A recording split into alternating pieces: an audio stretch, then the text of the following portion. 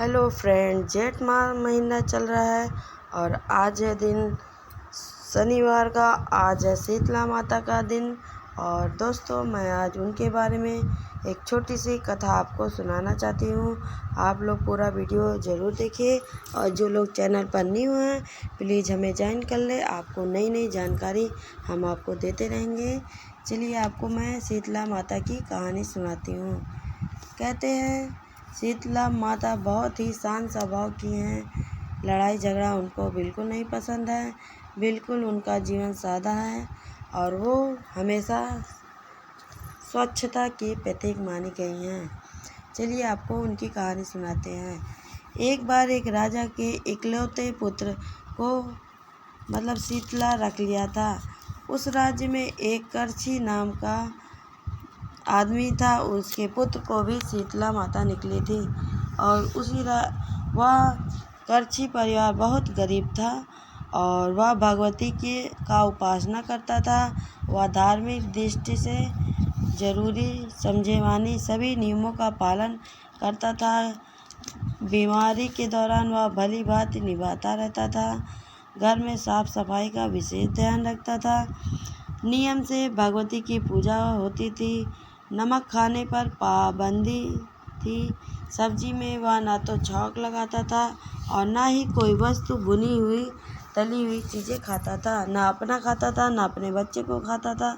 गर्म वस्तुएं वो स्वयं नहीं खाता था और ना अपने बच्चे को देता था। ऐसा करने से उसका पुत्र शीघ्र ही ठीक हो गया। और दूसरी तरफ राजा के पुत्र को शीतला माता रखी थी।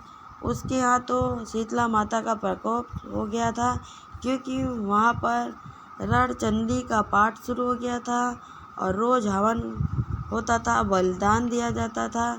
राजा पुरोहित भी सदा भगवती के पूजन में निमग्न रहते थे।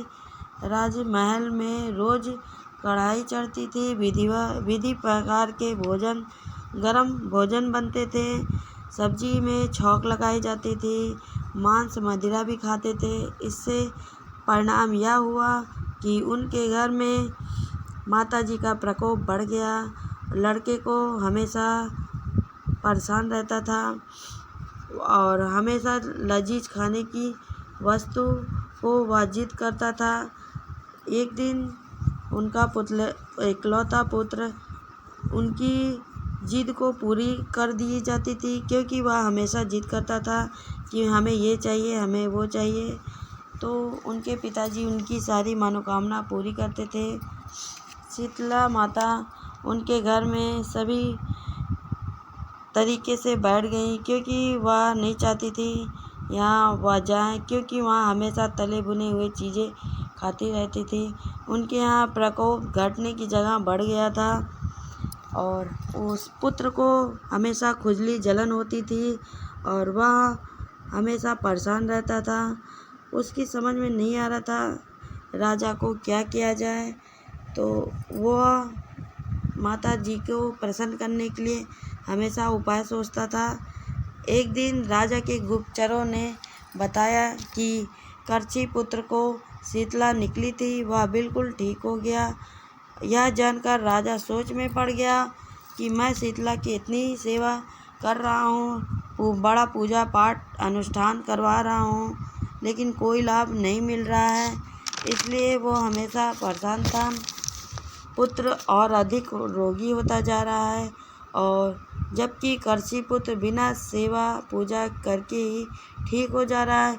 इसी सोच में राजा को नींद आ गई और वह सो गया और स्वप्न में माता शीतला माता उनके दर्शन देती हैं। कहती हैं, हे राजन पुत्र, मैं तुम्हारे पुत्र को जीवित इसलिए रखी हूँ क्योंकि मैं तुम्हारी भक्ति से बहुत ही प्रसन्न हूँ और तुम मेरे नियमों का पालन नहीं कर रहे हो, ऊपर से उल्लंघन कर रहे हो।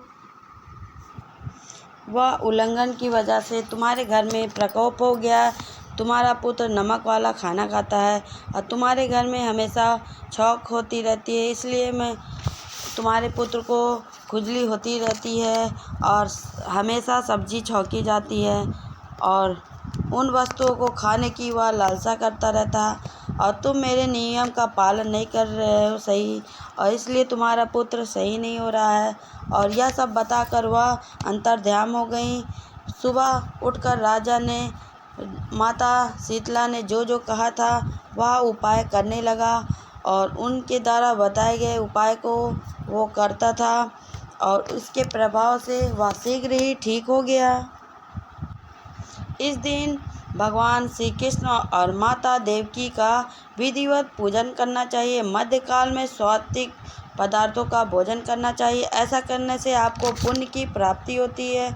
बल्कि आपको मेरे द्वारा बताई गई कहानी कैसी लगी शीतला माता की?